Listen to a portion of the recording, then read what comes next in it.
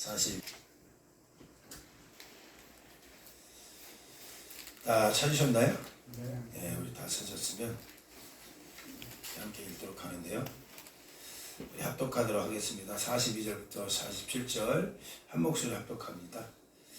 시작. 이날은 주비일 곧 안식일 전날이므로 저물었을 때에 아리마대 사람 요셉이 와서 당돌이 빌라도에게 내가 예수의 시체를 달라 하니 이 사람은 존경받는 공회원이요 하나님의 나라를 기다리는 자라. 빌라도는 예수께서 벌써 죽었을까 하고 이상히 여겨 백부장을 불러 죽은 지가 오래냐 묻고 백부장에게 알아본 후에 요셉에게 시체를 내주는 자라. 요셉이 세마포를 싸서 예수를 내려다가 그것으로 싸서 바위 속에 판 무덤에 넣어두고 돌을 굴러 무덤 문에 놓음에 막달라 마리아와 요새의 어머니 마리아가 예수 둔 곳을 보더라. 그의 시체를 내게 주십시오. 그의 시체를 내게 주십시오. 라는 이 제목인데요. 성경에 보면 참 재밌죠. 뭐 이렇게 배경을 좀 알고 성경을 읽으면 더 재밌는데, 사실 우리가 알아야 할 이제 이 사건이에요. 오늘 이 말씀은. 그런데 이 본문에 나오는 이 요셉은 우리가 그동안 오해했던 게 있다면 단지 예수님의 시체를 내려다가 미리 사둔 자기의 그 무덤에 예수님을 안치했다. 그래서 참 복받았다. 그 정도만 생각하신다면 오늘 본문은 충분히 묵상하기는 참 어렵습니다. 이 본문은 그런 뜻은 좀 아닌 것 같아요. 그 정도만 뭐 생각 안 하셨으면 좋겠는데, 사실 이 당시 부자들은요, 자기 자신이 나중에 죽을 때는 여기서 죽어야지 해갖고 이 부자들만 그래요. 이 무덤을 파놨었어요. 근데 무덤이 보통 침수되는 곳이 아니라 바위 틈에 무덤을 팠고 가장 안전했고, 그리고 그 안에 들어왔습니다. 그리고 고스란히 죽으면 거기 들어가게 됐는데, 자기 무덤을 파놨다. 그래서 예수님을 그 무덤 안에, 예수님이 무덤이 없었기 때문에 그곳으로 자기 무덤을 대신했다. 뭐 이렇게만 보기에는 참 이것도 훌륭하지만, 이것도 훌륭하죠. 다른 제자들 다 도망갔으니까. 근데 그 당시 우리가 십자가라는 거는 죽은 다음에 며칠을 이제 까마귀나 독수리 떼가 와갖고 모든 내장을 다 파먹는다고 그랬잖아요. 그래서 십자가는 비극의 장소고 나무에 달린 자마다 다 비극받았다, 저주받았다. 그래서 무덤이 있다는 건 참 어떤 위로를 받을 수도 있거든요. 무덤 없는 사람들은 대부분 십자가상은 거의 이제 무덤까지도 찾지 못하는 사람이 죽는 그런 틀이었어요. 그러니까 무덤이 있다는 것 자체만 해도 얼마나 좋았겠어요. 광야에서 그렇게 다 죽어갈 텐데 내장이 다 쏟아지고 모든 짐승 벌레들이 와고 다 파먹고, 그리고 지나간 사람마다 저 후손들은 다 저주받았어, 저 후손들은 다 저주받았어. 그게 십자가잖아요. 그래서 이제 요셉이 자기 무덤에 예수님을 끌어와서 거기에 세마포에 싸고 예수님을 안치했다. 그래서 참 복받았다. 이렇게 보기에는 그것도 훌륭해요. 그것도 너무너무 훌륭한 일입니다. 그럼에도 불구하고 그렇게 보기에는 우리 말씀이 참 저한테 개인적으로 와닿는 게 사뭇 달라서 그걸 묵상을 함께 이제 나눠보고 싶어서 그럽니다. 자, 요셉은 안식일 전날이라고 했던 걸 꼭 기억하셔야 돼요. 안식일 전날이라는 얘기는 모든 유대인들은 안식일에 죄가 보이면 큰일 납니다. 무슨 얘기냐면 유대인은 율법을 믿었기 때문에 율법에는 죽은 시체를 손으로 만지면 안 돼요. 죽은 시체를 만지면 부정하다고 해갖고요, 계속 격리됩니다. 계속 격리돼요. 또 예수님이 지금 죽은 일이 밤에 유월절 전날이었잖아요. 그러니까 그 다음부터는 유월절이 시작되기 때문에 모든 유대인들은 시체도 만지면 안 되고 부정한 거 만지면 안 되는 거예요. 그런데 어떻게 요셉은 또 그의 신분을 공회원이었다고 얘기할 정도로, 공회원은 뭐냐면 이 당시 사법권, 입법권, 행정부가 모든 수반된 하나의 공동체거든요. 한 70명 정도가 구성되어 있는데 그 안에 있는 모든 사법, 행정, 모든 입법이 다 거기서 완성돼요. 자, 그런데 얼마 전에 무슨 일이 있었느냐? 예수님이 죄가 있다, 이분을 십자가에 못 박으라 했던 사람들이 누구예요? 공회원들이었어요. 거기 요셉도 아마 앉아 있었던 것 같아. 그런데 어떻게 해서 무슨 마음의 변화가 일어나는지 모르지만 지금 요셉은요, 예수님이 죽은 그 십자가 앞에서 와서 이 시체를 좀 주십시오라고 얘기한다는 거예요. 여러분, 이게 고백이 쉬운 게 아니라니까요. 이건 무슨 얘기냐면 자기가 그동안 가졌던 모든 기득권을 다 내려놓는다는 얘기거든. 지금 이 한마디에 그는 이제 모든 건 다 포기하는 거예요. 거기도 시체까지 만진다? 여러분, 유대인에서 이건 도저히 말이 안 되는 얘기거든. 자, 이런 측면에서 우리 본문의 말씀을 본다면 그의 시체를 나한테 주십시오라는 이 얘기가 그렇게 간단한 얘기가 아닐 것이며, 또 한 가지는 그 무덤 안에 들어가서 내 무덤을 대신 거기서 당신 안치하십시오라고는 그 피상적인 그런 장소의 개념은 절대로 아닐 거예요. 이건 그렇다면 이게 주는 뜻이 뭘까? 우리가 그 말씀을 깊게 묵상하길 이제 바라는데요. 성경에는 여러분, 오늘 본문의 말씀 더 깊숙이 들어가기 전에 그 여러분께서 좀 이렇게 준비할 수 있는 게 좀 필요할 것 같아요. 용어에 대한 개념 정리를 좀 하시고 오늘 말씀을 보시면 조금 더 이해하고 좀 더 이렇게 우리 묵상하는 데 가깝게 올 수 있는데, 이 시체라는 단어가 참 재밌어요. 일반적으로 죽은 시체는 성경에는요, 푸토마라는 단어를 쓰고 있어요. 그러니까 모든 사람 죽었어요? 푸토마라는 단어를 써요. 예를 들어서 그 나인성의 과부가 아들이 죽었어요. 그 시체를 끌고 나올 때 그 단어가 푸토마라는 단어를 썼더라고요. 또 여러분, 우리가 너무나 잘 아는 세례 요한이 참수에서 죽었어요. 참수에서 죽었어요. 그런데 그의 시체를 푸토마라는 얘기를 또 했어요.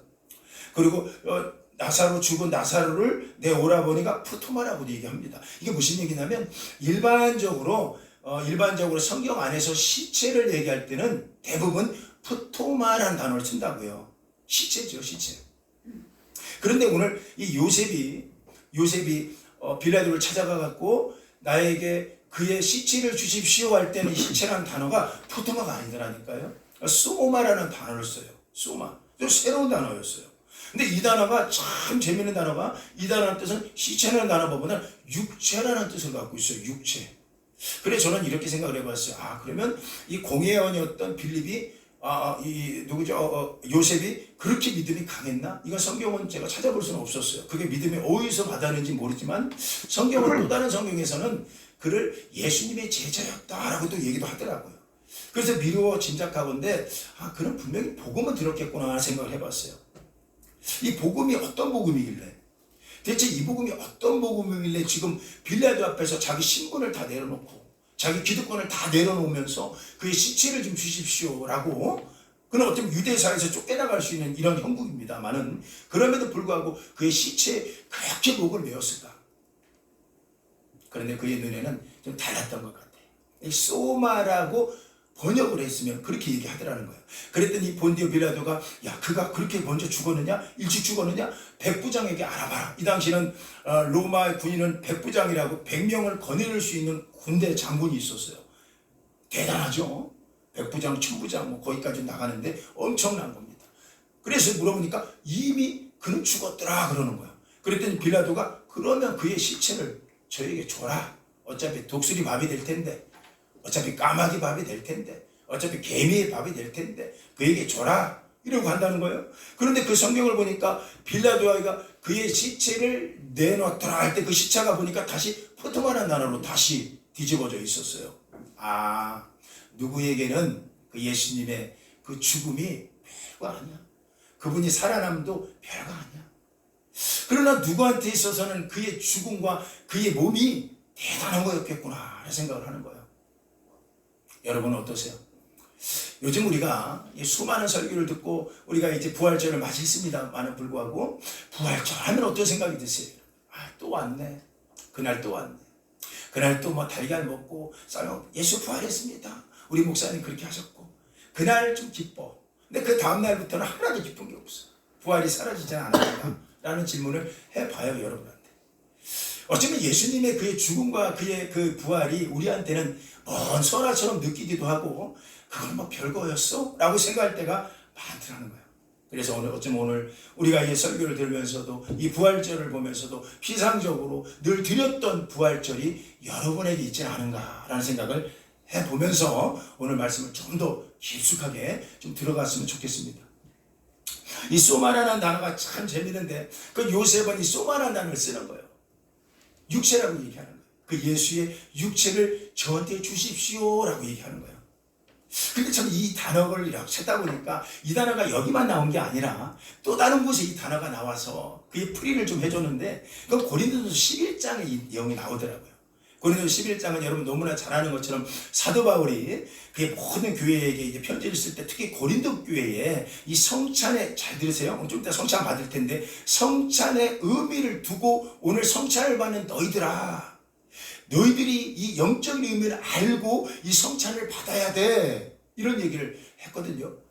그 무슨 얘기냐면 이 당시 고린도 교회가 성찬을 받아도 그냥 먹고 포도주를 마셔도 아무 의미가 없어. 이 사람들한테. 첫 해는 기뻤어요. 그 예수님이야 했을 때 기뻤어. 근데 두 해, 3회가 넘어가면서 교회가 오래될수록 이 안에 찾아오는 게 예수가 누굴까? 예수가 나하고 무슨 상관이야? 그는 정말 부활했을까? 이러면서도 기념일날 와갖고 그러고 있더라는 거예요. 그 이제 우리 그 바울 목사님이 말씀하시기를 고린도서 11장에 가서는 성찬은 참 의미가 있어. 너희가 알고 받아야 돼. 좀 이따 우리 성찬을 받을 텐데 제 이 설교를 마치기 전에 받으면 절대로 안 돼요. 이 설교를 마치고 그래서 제가 한 가지 여쭤볼 거예요. 어떠한 이 결단이 생긴 분만 나오세요. 정말 그렇습니다. 그런데 이 결단은 어렵지 않아요.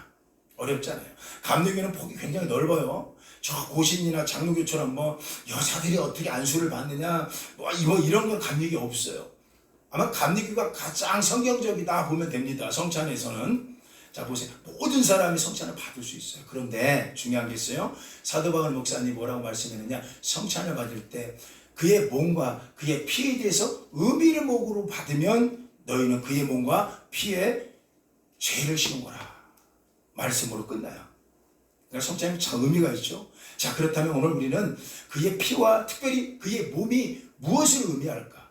그의 몸이 무엇을 의미하고 내가 오늘 떡을 받아야 되나? 이 의미를 좀 새롭게 함으로써 여러분 깨달아지는 여러분과 제가 되기를 예수님 이름으로 축원합니다. 아멘. 성경에서 여러분 성경을 이렇게 묵상하다 보니까 성경에서 기념하라는 얘기는 딱 두 군데가 나와요. 여러분 좀만 더 좀 가깝게 와보세요. 기념하라라는 거야. 기념하라는 건 두 군데밖에 안 나오는데 첫 번째 뭘 주님께서 하나님이 기념하라고 했냐면 너희 엄마 생일을 기념해, 남편을 생일을 기념해, 교회의 어떤 창립일을 기념해. 저 우리 교회 창립일 다 까먹었잖아요. 저한테 의미가 없더라고요. 창립이 무슨 의미가 있겠습니까? 그렇죠? 그건 의미가 없어요. 그걸 기념하라고 안 했어요. 성경에는 우리를 통하여 기념하라는 게 두 개가 나오는데 그 첫 번째 뭐냐면 유월절을 제정할 때 기념하라고 얘기 나오고요. 또 한 가지는 사도 바울의 목사님의 고린도 11장에 성찬을 통하여 또 하나를 기념하라고 얘기한 거예요. 그 기념이 두 개예요. 그러면 성경을 통해서 찾아볼 필요 없어요. 아, 우리가 인생 살면서 기념은 딱 두 가지만 하면 되겠구나 라는 거예요. 첫 번째는 유월절을 기념하라고 할 때 기념이라고 했는데 출애굽기 12장에 보면 1절부터 14절에 보면 광야에서 이게 중요해요. 광야에서 이스라엘 백성들이 애굽에서 이제 출애굽해 나오잖아요. 탈출해서 나와요. 근데 광야에서 우리 하나님께서 유월절을 제정해 주세요. 유월절을. 유월절이라는 게 뭔지 아시죠? 유월절은 뭐냐면 영어로 패스 오버인데 넘어갔다는 얘기예요. 넘어갔다. 자, 그럼 뭐가 넘어갔을까? 우리한테. 대표적인 얘기를 뭐가 넘어가느냐? 우리를 쫓아왔던 죄의 굴레에서 넘어간 게 유월절이야. 그 말이 유월이 넘어갔다는 뜻이에요. 아, 그렇구나. 너무너무 중요한 이 유월절을 지금은요 이스라엘 사람들이 유월절 지금도 지켜요. 지금 지킬 때 엄청납니다. 어떻게 지키느냐? 지금도 이스라엘에 가면 유월절에는요 그들이 꼭 가족들이 모여서 출애굽기 12장에 나오는 그대로 그들이 음식을 준비합니다. 그때 그랬거든요. 출애굽기 12장 1절부터 14절에 보면 다 읽진 않을게요. 이런 내용이 있어요. 어떤 내용이냐? 너희는 이 날을 기념하라. 이 날은 유월절이에요. 그런데 이 날에 무슨 일을 해야 되느냐? 가족들이 모여. 그러니까 5식구가 있다고 해요. 가족들이 모여서 어린 양을 준비하는데 어린 양을 준비해서 피를 받습니다. 근데 여러분 피 받는 게 여러분 오해하시면 안 돼요. 우리 레이기에서 우리가 새벽마다 우리 살펴보고 있잖아요. 계속해서. 이번 한 주간 내내 또 우리가 또 고난주간이기 때문에 레이기를 살피는 걸 좀 미뤘는데 이제 내일부터 계속 레이기가 또 새벽마다 들어가요. 자, 중요한 게 뭐냐? 레위기서를 통하면 하목제든 소제든 어떤 이 범죄든 뭐로든 다 주님 앞에 하나님 앞에 제사를 드리는데 여러분 꼭 이거 오해하지 마셔야 돼요. 양 한 마리를 끌고 와갖고 양을 잡는 게 누가 잡을까요? 양을 여러분 묵상집 다 가져가셨잖아요. 집에 양을 누가 잡아요? 큰일 났다. 양을 누가 잡아요? 집사님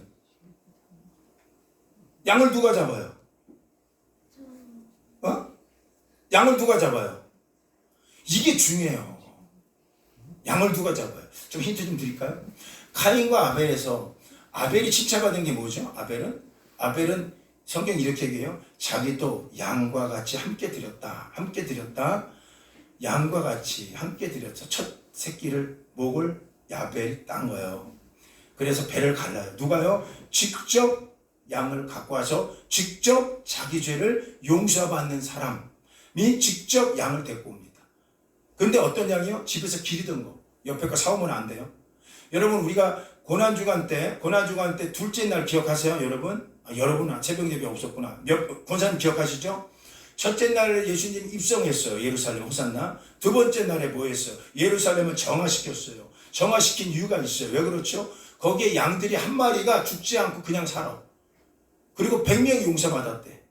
100명이 그 양을 옛날 같아서는 그 양을 직접 잡아야 돼요. 그래서 이 죄를 피를 다 쏟아야 돼요. 내 죄가 내가 쏟아야 될 피가 양이 대신 쏟았어요. 내가 죽어야 되는데 양이 대신 죽었어요. 그러니까 대속의 의미가 그게 된 거예요. 랜드롬. 그런데 놀라운 거는 그 당시 예수님 때 얼마나 인간들이 타락하는지 하나님을 눈 감고 아웅식으로 하나님 앞에 예배 드리는 척하고 지가 딴 주머니 치고 살고 있어. 그리고 거룩하고 흠없는 거 갖고 와야 되는데 쩔뚝쩔뚝 다리 저는 거 갖고 와. 그리고 눈 하나 빈 것 갖고 와서 하나님께 드려. 그리고 자기 예배를 다 드렸대. 예수님이 당신의 성전 안에서 당신의 모습을 보면서 가슴이 아팠어요. 그래서 성전을 정화시켰어요. 그 당시에는 환전상도 있었어요. 환전상 뭐예요? 로마의 지국에 우리가 살았기 때문에 그들은 자기네들이 세겔이라는 그 이스라엘 화폐로 바꿔서 성전세를 내야 되는데 이들이 환전치기를 해갖고 중간에 돈을 환율치기 해갖고 돈을 또 착복해.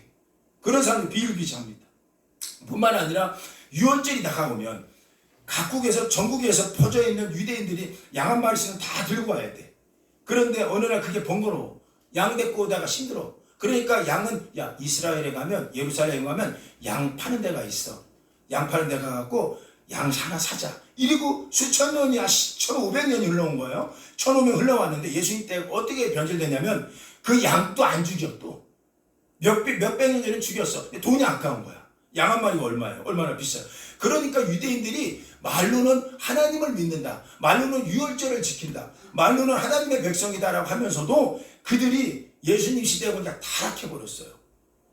그래서 양 한 마리가 있으면 이제 김영희 집사님이 양 한 마리 갖고 들어와 샀어 좀 전에. 그리고 제사장 앞에 서.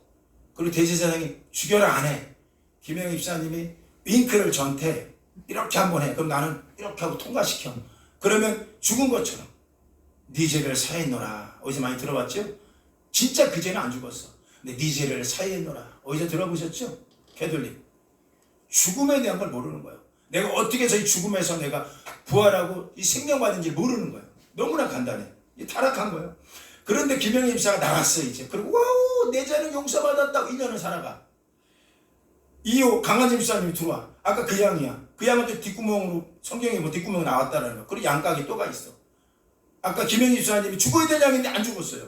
강양 집사님 또 하나 사갖고 와. 그 놈 또 샀어. 그리고 또 이래. 그럼 대제사장이 안 죽여. 그래 죽였다고 치자. 우리 이게 계속 도는 거예요. 양 한 마리가 하루에 수만 명을 대속하고 앉아 있어요. 근데 죽었어요? 안 죽었어요? 안 죽었어요. 이걸 주님이 보시고 의분이 일어난 거예요. 둘째 날에. 여러분 스토리를 아셔야 되는 거예요. 죽지 않고 대속했다. 여러분 보십시오. 부활의 의미가 뭔지 아세요? 부활의 의미는 첫 번째 조건이 그분이 진짜 죽었다예요. 죽었다. 그분이 죽었다예요. 진짜. 죽은 척이 아니라 죽었을 거면 아니라 진짜 죄에 대해서 죽은 거예요. 죽었는데 부활하신 거예요. 이게 영적인 부활의 의미라고요. 이게 복음의 의미라고요. 근데 우리는 안 죽어. 안 죽고 죽은 척해. 그러니 실상 안에서는 이 생명이 안 나타나는 거예요. 왜? 안 죽어봤는데. 유월절날 이렇게 가르치지 않았어요. 유월절날 양을 갖고 와라. 그 양을 잡아라. 그 피를 흘리면 그 피를 너희 집에 문설주에 발라라. 알죠? 기둥 발라라. 문인방에 치래라. 어린 예수 그리스도를 상징하는 거예요. 그리고 고기를 잡되 그 다음날까지 두지 말고 그날 저녁에 불로 다 구워서 너희 식구들이 먹어라. 근데 놀라운 게 있어요. 야, 여기서 이 전도의 의미가 나오더라고요. 저는 깜짝 놀랐어요. 이 고기가 너무 많아서 그 다음날까지 남기지 마라. 그날 저녁에 다 먹어라. 그런데 놀라운 게요. 어느 집은 두 사람일 수도 있잖아요. 그 두 사람이 양 한 마리 잡으면 얼마나 많아. 그러니까 성경 또 열어주셨어. 어떻게 열어줬어요? 혹시 양고기가 없는, 예수님이 이제 우리가 번외로 가는 거야. 양고기가 없는 이웃 사람을 초청해라. 그리고 같이 먹어라. 같이 먹어라. 그리고 남기지 마라. 뭘 먹어요? 어린 양의 몸을 먹는 거예요. 잘 보세요. 이거 좀 이따 풀어지니까 잘 보세요. 계속 먹었어. 그러고 나서 놀라운 게 그냥 먹지 말고 너희는 떡을 먹어라. 떡. 근데 이 떡이 뭐 맛있는 떡이 아니에요. 무교전병이라고 해갖고 누룩을 넣지 않은 떡이 있어요. 그 뭐냐면 부풀러 있지 않아. 그러니까 너무 맛이 없어요. 여러분 빵이라는 게 맛있는 게 부풀러 있을 때 맛있잖아요. 누룩이. 그런데 아무것도 부풀는 건 안 넣었어. 왜 그걸 먹어야 돼? 맛없는. 또 뭐 먹어? 쓴나물을 먹어야 돼요. 그 뜻은 뭐냐면 너희 광야 때 너희 조상이 이렇게 힘들게 광야를 지내왔다라는 걸 보여주는 거예요. 초막절의 의미로. 그래서 6월이 이렇게 넘어왔다. 놀라운 거는요. 양고기도 먹고 문설주에 피도 아이들 문 앞에서 치래요. 아빠가 치래. 아빠 이게 뭐야? 물어보면 6월절 어린 양의 피야. 하나님 이 피를 바르면 죽음이 넘어간대 우리 집에. 이 피를 바르면 너를 향한 죽음이 넘어간단다. 이러고 6월절을 1500년을 지켜왔다니까요. 그런데 놀라운 게 시간에 장사가 없고 시간의 믿음에는 장사가 없어요. 다 넘어갔어. 1500년이 지난 지금 예수님 때는 이 모든 게 다 무너져 있었습니다. 자, 이때 예수님이 세워나가는 게 하나가 있었던 거예요. 6월절 마지막 날에 이제 전날 밤에 예수님이 제자들을 이제 모아서 이제 최후의 만찬을 합니다. 여러분 미켈란젤로 이게 그림 보면 최후의 만찬이 이렇게 보이잖아요. 그거 생각하시면 돼요. 이걸 자꾸 어떤 사람들이 오해하더라고. 최후의 만찬은 뭐 대단한 거 뭐 아니에요. 그날 6월절 행사를 한 거예요. 예수님께서. 그날 한번 들어보실래요? 고린도전서 11장. 우리 한번 성경 한번 찾아볼까요? 고린도전서 11장 한번 찾아봅니다. 11장 23절부터 29절. 그날 일어난 일입니다. 우리 크게 한번 읽어봐요. 시작. 내가 너희에게 전하는 것은 주께 받은 것이니 곧 주 예수께서 잡히시던 밤에 떡을 가지사 축사하시고 떼어 이르시되 이것은 너희를 위하는 내 몸이니 이것을 행하여 나를 기념하라 하시고. 한 절 한 절 제가 주의할게요. 잘 들어보세요. 이것은 전하는 것은 주께 받은 것이다 라고 얘기하는 거예요. 주께 받았다라는 거예요. 주님께서 사도 바울 목사님에게 성찬의 의미를 새겨주는 거예요. 두 번째, 예수님께서 잡히시던 밤에 떡을 가지사 축사하시고 떼어서. 자, 6월절 날입니다. 6월절 전날 6월절 행사를 하는 거예요. 자, 이 앞에 뭐가 있느냐? 자, 상상해 보세요. 떡이 있어요. 예수님께 떡을 찢습니다. 그리고 뭐라고 말씀하시냐? 이것은 내 몸이니 너희가 먹어라 라고 하고 축사하시고 띄워줍니다. 그리고 뭐라고 해요? 이것을 기념하라 라고 얘기해요. 기념하라. 그리고 25절 한번 읽어보겠습니다. 시작. 식후에 또한 그와 같이 잔을 가지사 이르시되 이 잔은 내 피로 세운 이것을 행하여 마실 때마다 나를 기념하라. 자, 이제 포도주비죠. 이것 좀 오해하지 마셔야 돼요. 어떤 내가 중학교 때인가 내가 정말 고등학교 때인가 모르겠어요. 어떤 제가 예수님 믿냐니까 저를 굉장히 핍박한 친구 하나가 있었는데 이 친구가 이러는 거야. 아, 예수님도 술 드셨는데 뭐 이런 얘기. 정확히 풀어드릴게요. 예수님이 술 드신 게 없어요. 예수님은 포도즙을 드셨어요. 즙. 그리고 성경은 여기저기 다 제 시간을 말씀 못 드리는데 술은 독주라고 하는 거야. 독주. 마시면 안 되는 거야. 그리고 나실은 절대로 술 마시면 안 돼요. 독주라고 얘기하는데 이것 갖고 얘기하더라고요. 이 친구가. 지금도 생각나. 예수님 술 먹었잖아. 포도즙을 드셨고, 포도즙. 두 번째, 이것을 왜 드셨느냐? 기념하라는 거야, 나를. 그러고 나서 여러분께서 미리 한번 읽어보시면 좋겠는데, 이분이 이걸 다 드시고 나서 뭐라고 하셨느냐? 자, 제가 성경 하나만 찾아볼게요. 마태복음 26장 29절인데, 그때 당시 이렇게 말씀했어요. 그러나 너희에게 이르노니 내가 포도나무에서 난 것을 이제부터 내 아버지의 나라에서 새 것으로 너희와 함께 마시는 날까지는 마시지 아니하리라. 안 마셨다는 얘기예요. 예수님도. 여러분도 마시면 안 돼요. 예수님께서 기념 삼으려고 하셨던 거예요. 그 당시 포도즙은 예수의 피를 상징했던 거예요. 자, 가장 중요한 것 또 한 가지 말씀 더 드릴게요. 자, 여기서 이 잔은 내 피로 세운 새 언약이다 라고 하시면서 나를 기념하라 라고 얘기합니다. 그리고 말씀하시길 너희가 이 떡을 먹으며 이 잔을 마실 때마다 주의 죽으심과 그가 오실 때까지 전하라는 거. 계속 성찬해야 돼요. 그런데 중요한 게 있어요. 의미 없이 성찬을 받으면 안 된다는 거야. 의미가 뭘까요? 집사 이상, 권사 이상, 장로 이상, 이게 아니에요. 의미만 오늘 새롭게 받으면 돼요. 이 의미가 오늘 요셉이 받은 의미인데, 아리마대 사람 요셉이 받은 의미로 찾아가는 건데, 그 의미가 뭘까? 주의 몸과 주의 몸이죠. 이거에 대해서 제대로 알고 받으라는 거야. 그 의미가 뭐냐라고 이야기하는 거야. 자, 보세요. 유월절에는, 이 구분해 보세요. 유월절에는 유월절 제정했을 때 이 날을 기념하라고 그랬어요. 메모리얼. 이 날만 기억하면 돼요. 그러니까 우리가 다 잊어도 돼요. 그날만 기억하면 돼요. 예를 들어서 이 메모리얼 단어를 쓰고 있었는데, 유월절에는 놀라운 성찬식에서는 예수님이 당신을 기념할 때는 메모리얼이라고 쓰지 않고 뭐라고 얘기하느냐? Remembrance of me 이래요. 나를 기억하라. 나를 기념하라는 거야. 목적어가 달라져요. 유월절에서는 날짜에 중심을 뒀어요. 이 날짜를 기억해라. 이 날짜를 기억해서 지켜라. 그런데 놀라운 거는 1500년이 흐른 지금 마지막 예수님의 유월절은 달라요. 제자들 모아놓고 이렇게 얘기하고 있어요. 이건 내 몸이지, 이건 내 피지, 나를 기념하라. 날짜가 아닌 거예요. 날짜가 목적어가 아니라 목적어가 바뀌었어요. 뭐요? 예수가 목적이 되는 거예요. 예수의 몸이 목적이 되는 거라고요. 여러분, 오늘 우리가 성찬을 받을 때 이건 부활절을 늘 받는 거야. 그러면 유월절에 머물러 있는 거야. 그 날짜만. 제가 우리 감리교 목사님들하고 이게 우리 교육조회를 작년인가 재작년인가 분당의 메모리얼 파크라고 거기서 한번 했어요. 왜 거기서 하지? 그래도 주최하신 분들이 거기서 하재요. 갔는데 할만하구나 느낀 게 뭐냐면 그냥 공동묘지가 아니에요. 요즘 시대가 달라졌어요. 그냥 우리는 옛날에 공동묘지 생각하면 누가 돌아가신 데 보면 막 으시시하고 막 그런 분위기 나잖아요. 막 잡초도 많고. 전혀 그렇지 않아요. 요즘 현대인데 그렇게 놓으면요 안 와요. 그렇게 안 온대요.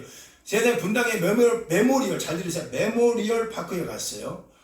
Remembrance of me가 아니에요. 메모리얼. 그 날짜. 메모리얼 갔는데 놀라운 그 안에 호텔이 있어.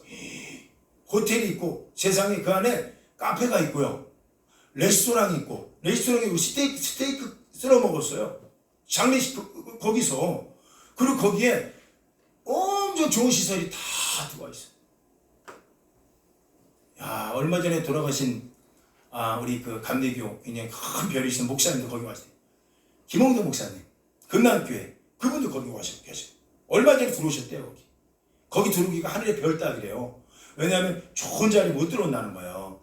왜 그런가 했더니 비싸대요. 왜 비싼가 했더니 모든 시설이 다 있는데 요즘은 그냥 공동묘지가 아니라 자녀들이 우리 아버지 언제 돌아가셨지 하면 그 날짜를 기억하고 미리 하루 전에 거기 이틀 전에 들어간대요. 그 안에 모든 시설이 너무 좋아. 아이들 노는 시설 다 있어. 그러면 호텔에서 밥 먹고 호텔에서 뭐 스테이크 쓸고 그리고 카페가 얼마나 좋은지 그리고 환경이 너무 좋아서요. 뭐 놀이동산 빵 쳐요. 너무 좋아. 거기에서 막 있는 거야. 메모리얼 파크. 야, 그 좋으신 분들 가더라고. 꿈의 교회 김학주 목사님 예약해놨더라고. 예약 자리도 얘기해주라고. 이 자리가 김학주 목사님 자리래. 참 좋다, 그 자리. 여러분, 근데 거기는 메모리얼이요. 기억만 하는 거야. 우리 부모님이, 가면서 언제 돌아가셨지? 맞아, 여보, 빨리 우리 가자. 아이들 데리고 가자. 그리고 잊어버려. 1년 동안 이분이 뭐 하고 사셨는지, 이분이 이 땅에 사실 때 무슨 일을 하셨는지 전혀 다 까먹고 살아요. 그날만 다가오면 가는 거야. 기념만 한 거야. 이게 유월절. 물론 여러분 날짜만 기억하는 것도 괜찮아요. 그런데 놀라운 건 이스라엘 사람들이 날짜를 기억하는 것도 괜찮았는데 나중에 날짜만 치중하다 보니까 내용을 잃어버려. 어떤 내용을 잃어버렸을까요? 성찬식 했을 때 예수님이 제자들한테 다 같이 먹고 가셨어. 그러고 나서요, 예수님께서 이제 겟세마네로 기도하러 나가셨는데, 놀라운 거는 비교할게요. 유월절에 있었던 거와 마지막 예수님의 유월절이었던 성만찬의 유월절은 다른 게 하나가 있어. 한 가지가 있어. 차이점이 있어. 이거를 같이 공부하셨던 우리 김치붕 원사님, 어떤 차이점이 있을까요? 유월절하고 지금 예수님의 유월절, 마지막 유월절하고 어떤 차이가 있었죠? 어린 양이 없어요. 그 전에는 어린 양의 살을 뜯어서 같이 먹었는데 오늘 마지막 어린 양에는요,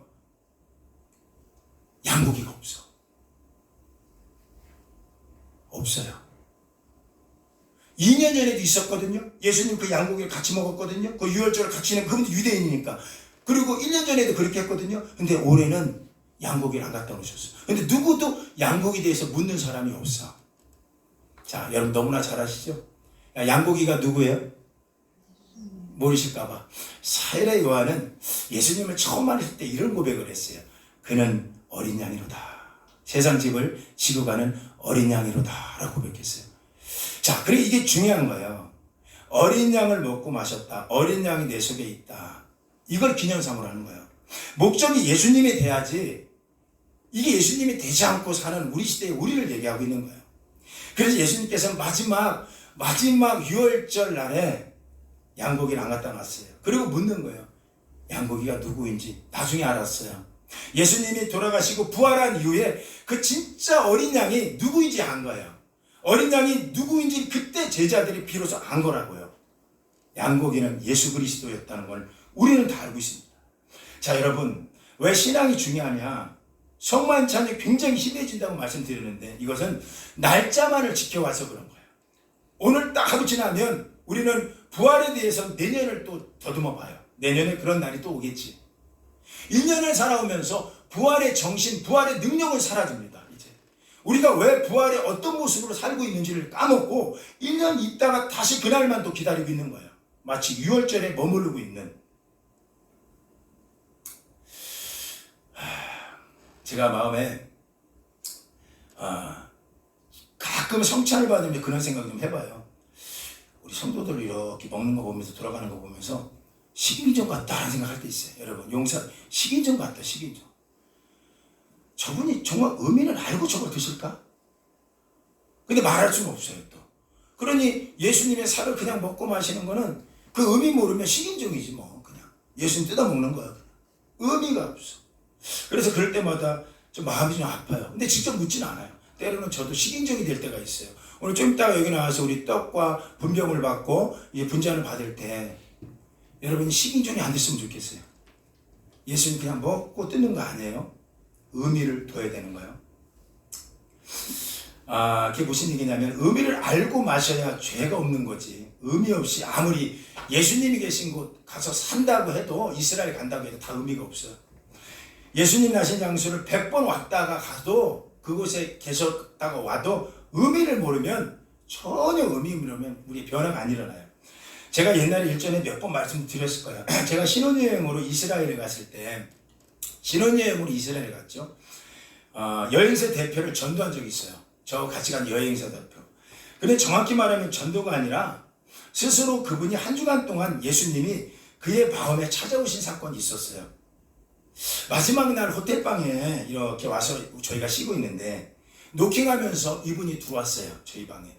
그러면서 얼굴이 빨개져 갖고 들어왔는데 제가 그때 기억에 이렇게 얘기하는 거예요. 전도사님, 제가 전도사님을 처음 봤을 때 한 열흘 전에 여행을 시작했는데 인천공항에부터 처음 봤을 때부터 이분은 이스라엘에 들어와서 저의 모습을 지켜봤대요. 그런데 왜 이렇게 오버하시나? 너무너무 오버한다 이분. 이렇게 생각을 했더래요.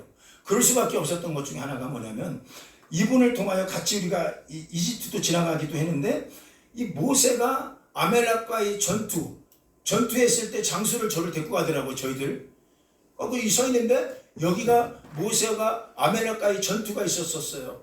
정확히 하면 여호수아의 전투가 있었어요. 그런데 여기가 아닐 수도 있어요. 또 이러고 지적시키는 거예요. 근데 저는 그 순간에 이 장소가 분명하지. 왜 의심해? 이거 거기 돌을 하나 주워온 적이 있어요. 돌. 이만한 짱돌. 왜? 그러면 제가 지금도 제 서재에 있어요. 이 돌을 보면서 돌아 너는 수천 년 전에 여기서 여호수아가 전쟁에서 이긴 거 보았지? 이렇게 얘기를 해요. 한 번은 갈릴리 호수로 가는데 이 여인의 사장님이 하는 얘기가 갈릴리 호수에서 예수님이 걸었죠. 근데 이쪽이 아닐 수도 있어요. 이러는 거예요. 그랬더니 다른 같이 참여한 목사님들이 계셔. 저하고 관계없는 분들이 연합해서 왔으니까 여러 군데 신청해갖고 이 목사님이라는 분들이 장로님이라고 하시는 분들이 세상에 그렇지 뭐 예수님 무슨 뭐 여기서 걸었겠어? 이러고 있어요 또. 근데 저는 마음이 뛰는 거예요. 제가 이제 새벽에 일찍 일어나서 갈릴리 호수에 가갖고 그 앞에 있는 자갈을 다 모았어요. 그게 지금 제 서재에도 있어요. 뭐 갖고 왔어요. 그리고 제가 이렇게 얘기했어요. 돌아 너는 이 돌들은 예수님이 그날 베드로를 건졌을 때 너도 예수님 봤지? 눈물이 쏟아지는 거예요. 수천 년 흘러도 이 돌은 그대일 거 아니에요. 그러니까 예수님을 봤어. 가슴이 막 뛰는 거야. 그 돌 갖고 제가 얼마나 운지 몰라요. 예수님을 봤다. 너는 예수님을 봤겠구나. 넌 예수님의 무리를 거는 걸 봤겠구나. 그러니까 저는 성지순례가 아니라 진짜 예수님이 그날 거기서 움직이고 있었던 거예요. 제 마음에. 한 번은 이제 골고다 언덕이라고 비아돌로사를 이렇게 지나가는데 거기서 예수님께서 이제 돌아가신 곳 십자가에 못 박힌 그곳을 지나가기 전에 예수님이 넘어진 곳을 얘기하더라고요. 그러니까 사람이 쫙 서 있어. 뭐 이탈리아, 독일 사람들도 와서 막 서로 진행하면서 쳐다봐. 근데 우리도 인솔하는 분, 이 여인의 사장님이 하는 얘기가 여기서 예수님이 첫 번째 넘어졌어요. 써 있더라고, 표석이. 거기서 저도 모르게 무릎 꿇고 엄청 울었어요. 우리 집사람이 저를 보면서도 만류할 정도로 얼마나 예수님이 힘들었을까. 그 십자가에 못 박혀서 끌고 올라가는데 어머니 보는 순간 다리에 신이 풀리는 거야. 사명으로는 갖고 올라가겠지만 자기를 낳은 어머니를 보는 순간 이제 마지막이라고 생각하니까 예수님도 인간이었잖아요. 그러니까 거기서 넘어졌겠구나. 엄마 보는 순간 넘어졌겠구나. 거기서 제가 얼마나 울었는지 그 표석 잡고 이 모습을 전부 다 대표가 봤대요. 여행지 사장이. 그러면 생각하기를 오바하네. 왜냐면 그는 예루살렘을 50번 왔대요. 50번 왔는데 여기 와서 수많은 크리스찬들이 한 번도 당신처럼 오버한 적이 없는데 그냥 이거 끝나면 어디 식당 가야 돼요? 한국 식당으로 갑시다. 어디가 맛있어? 이러고 가는 사람들이 태반이었는데 세상에 당신은 거기서 울고 앉아있는 거예요. 근데 저는요 연기가 아니라 진짜 예수님 거기서 넘어졌어요. 얼마나 힘들었어요. 그리고 두 번째 세 번째 또 넘어진 자도 보여. 얼마나 십자가가 힘들었을까. 그리고 예수님이 이제 십자가에 못 박힌 곳 기념교회를 갔는데 거기서 제가 통곡이 아주 그냥 확 올라와. 독일 사람, 이탈리아 사람들이 손에 넣어두고 가더라고. 뻥 뚫려있더라고. 근데 저도 손을 넣는 순간 저도 모르게 내 손이 쑥 밑으로 들어가갖고 진짜 콧물이 막 다 쏟아지면 우는 거예요. 2000년 만에 왔습니다. 이 죄인이 예수님. 이 죄인이 2000년 만에 여기 왔습니다. 그리고 얼마나 울었는지 옆에 사람들이 좀 끌고 갈 정도. 2000년 만에 제가 여기 왔습니다. 나 같은 죄인이. 주님이 여기서 죽으셨잖아요. 그러면서 얼마나 우는지요. 그리고 그분이 데리고 간 게 예수님 그 부활한 방에 데리고 가더라고요. 그 보는 거기서 막 통곡하고 우는 거예요. 이걸 다 이렇게 보셨어요.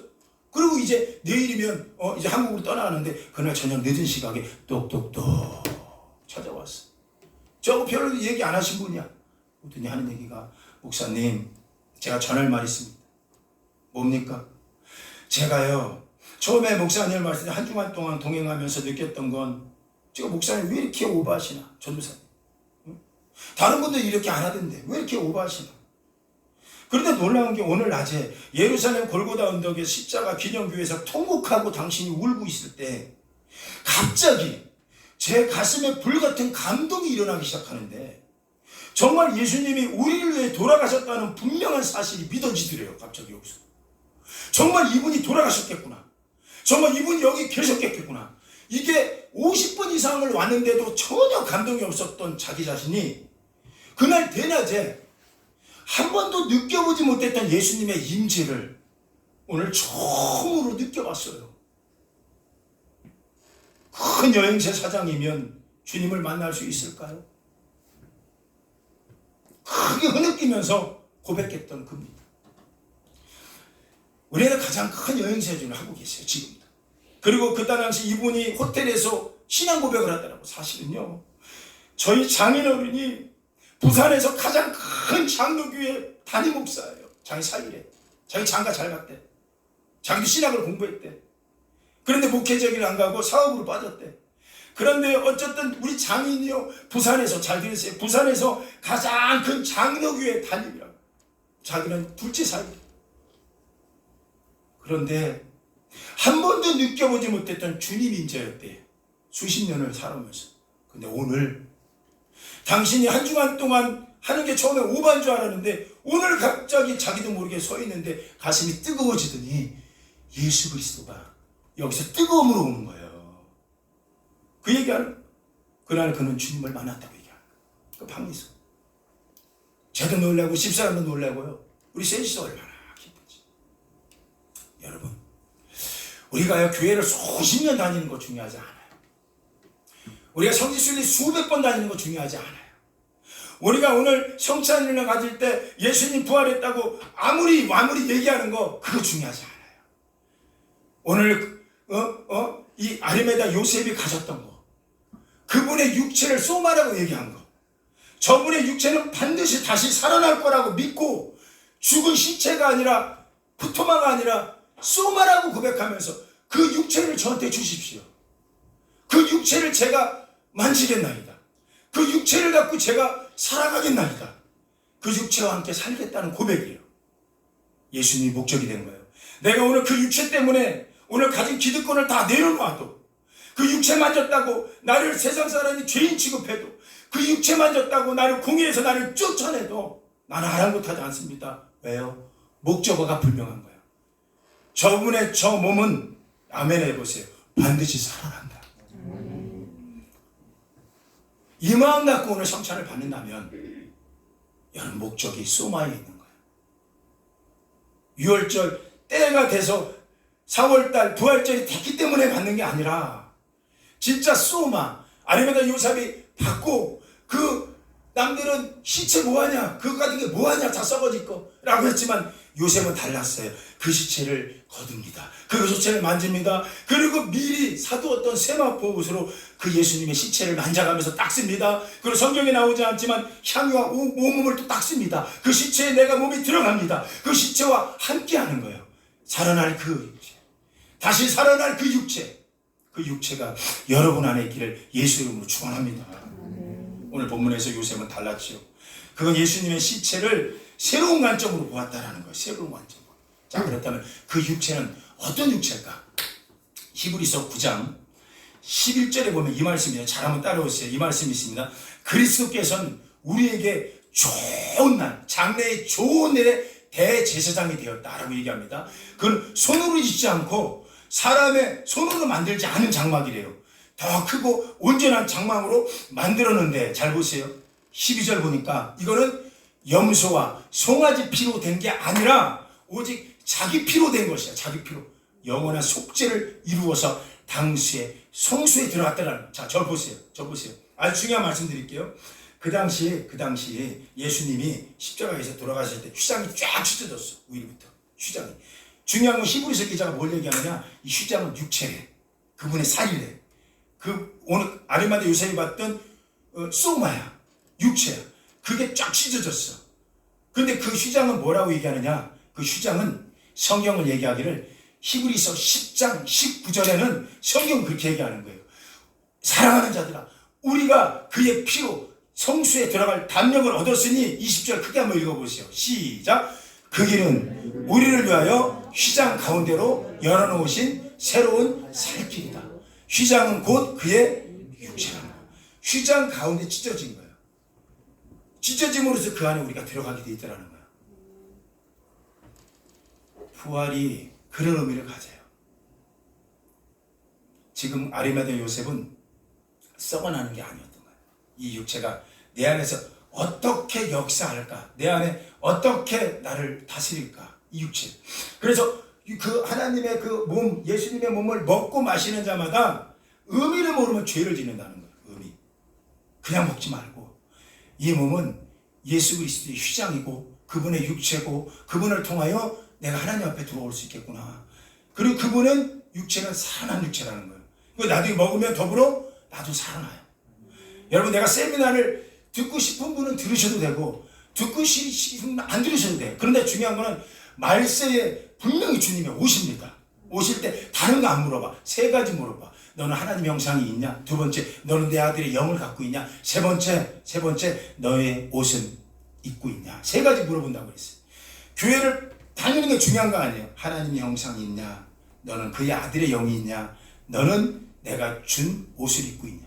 이 준 옷은 세상 옷이 아닌 거예요. 자기 옷이라고 얘기하는 거예요. 이걸 입었을 때만 이겨낼 수 있더라는 거예요. 그럼 그 옷을 입은 사람은 어떻게 될까요? 성경은 말합니다. 성경은 말하기를 뭐라고 말씀하면 고린도서 15장 42절 이하에 지금은 당장 죽은 자의 부활도 그와 같으니 오늘 함께 읽어봐요. 시작. 썩을 것으로 신고 썩지 않을 것으로 다시 살면. 이게 중요합니다. 오늘 인생 살면서 이게 모든 게 끝났어. 지금 당장 피곤하고 힘든 현실, 이 죽음이에요.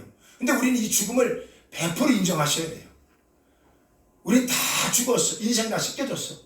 죽은 것처럼 보이는 게 아니야. 절망 같은데도 주님이 우리 안에 들어온다면 썩지 아니할 것으로 다시 살아나고. 43절 읽어볼까요? 시작. 욕된 것으로 신고 영광스러운 것으로 다시 살며 약한 것으로 신고 강한 것으로 다시 살며. 방법이 있어요. 그분으로 내가 하나가 됐을 때요. 그분이 내 속에 들어와야 이 쌀이 썩지 않아요. 그분의 휘장이. 그럴 때 우리가 이게 가능한 거지. 이분 안 받으면 다 썩어 없어진다는 얘기가 되는 거예요. 그래서 고린도서 15장 51절에는 우리에게 희망이 있어요. 51절 한번 크게 한번 읽어볼까요? 크게 시작. 보라, 내가 너희에게 비밀을 말하니 우리가 다 잠잘 것이 아니요 마지막 나팔 소리에 순식간에 호련히 다 변하리라. 나팔 소리가 들리면요 두 가지 반응이 일어나요. 어떤 반응이냐? 가슴치고 무릎치며 이번 주에 교회 나가려고 했었는데 하는 사람이 종국이 있습니다. 그런데 우리는 나팔 소리가 들릴 때 우리는 올라가요. 공중에서 7년 혼인잔치를 합니다. 그때 동일하게 지상에서는 7년 대환난이 시작되고요. 이 대환난을 피할 수 있는 길이 없다고 그랬어요. 세 가지가 준비돼야 돼요. 하나님의 형상, 우리의 옷, 그리고 예수 그리스도의 영. 이 세 가지가 있는 사람만 올라갑니다. 그리고 예수님께서 지상으로 재림했을 때 천년 왕국이 만들어지고 그럼 나중에 심판이 일어나요. 피할 수 없다고 그랬어요. 피할 수 있는 길은 딱 한 가지예요. 예수님 오기 전에 이걸 준비하는 거예요. 믿음의 가정의 노아의 방주, 자녀의 노아의 방주, 우리 개인적인 신앙의 노아의 방주. 분명한 거예요. 제가 지난주 말씀드렸죠. 세상은요 다 신화로 흘러가요. 예수도 신화야. 모든 게 다 끝났어. 그래서 예수님이 시작시켜요. 재작년에 바이든이 취임사했을 때 제가 보여드렸죠. 우리나라를 보면 조용기 목사님 같은 급이 목사님이 나오셔서 바이든 취임시했던 기도 제가 보여드렸죠. 동영상 뭐라고 기도하죠? 모든 종교의 이름으로 기도한다는 거예요. 모든 종교의 이름으로 기도한대요. 예수가 길이고 진리가 생명된 거는요 그때 의연됐어요. 지금도 예수만이 복음이다 얘기하기에는 힘들어진 세상이 됐어요. 놀라운 거 더 얘기할게요. 지난주에 살펴봤던 것처럼 모든 음악이 예수님을 끌어안고 있어요. 자, 더 중요한 거. 말세가 되면 세상의 때와 시기를 변화시키는 자가 나타난대요. 여러분, AD와 BC가 이제 사라져요. 그거를 행정국가인 미국이 주장하고 있습니다. AD, BC 언제까지 서기 BC, AD로 살겠냐. 이게 계산해도 이건 안 맞는다 해서 BC, AD를 없애고요. 새로운 서기를 만들어냅니다. 지금 다 준비됐어요. 이게 무슨 얘기냐면 말세에는 귀를 가리게 하는 사람을 따라가고 결국 세상을 통치하는 사람이 때와 시기를 바꾼대요. 지금도 계속 없애는 거예요. 예수님은 특별하지 않아. 예수님은 별거 없어. 예수님이 부활했을 거라고? 야, 그분이 서기와 빛이 나눠져? 왜 그분 통해서 나눠져야 되냐? 왜 그분이어야 돼? 다 없어요. 부활도 마찬가지라. 근데 중요한 건 나팔 소리가 들려요. 그럴 때 죽은 자들은 썩지 않을 것으로 다시 살아나고 우리 다 변화된대. 중요한 건 이걸 믿느냐라는 거예요. 믿느냐. 그래 성경은요. 구린서 15장 58절을 우리한테 이렇게 기대하고 있어요. 성경의 부활을 믿는 우리에게 소망을 주는 구절인데요. 한번 크게 한번 읽어볼까요? 시작. 그러므로 내 사랑하는 형제들아 견실하며 흔들리지 말고 항상 주의 일에 더욱 힘쓰는 자가 되라. 이는 너희 수고가 주 안에서 헛되지 않은 줄을 알미니라. 부활의 신앙을 갖고 있는 사람이라고 얘기하는 거예요. 내 사랑하는 형제들아 견실하며 흔들리지 말라는 거예요. 이런 시대가 올 것인데 그리고 주의 일에 더욱 힘쓰는 자가 되라. 왜냐하면 너희 수고가 주님이 다 안에서는 헛되지 않을 거예요. 다 기억한다는 거예요. 결론 맺어요.